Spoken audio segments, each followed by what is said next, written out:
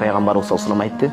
Аллах Таала айтат: "Ва иззати ва жалали", менин улуктугумду, менин ушундай урматыма, улуктугума ант ичип туруп айтамын, көңүл буруңуз.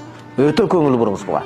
Эгер мүмкүн болсо аттахиятка отуруңуз, анткени бул өтө катуу хадис. Эгер мүмкүн болсо кечирип коесуздар. Калыстын сабагына барбаш керек, бидат кылдырып, тургузуп, жапкырып барбай эле коечу сабагына дебегиле. Бул балким Алла Таала өзү тикелей айтып атат туган муну.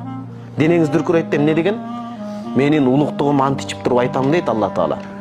Ла юсаллихи абдун ли вактиха илля дхалту жанната.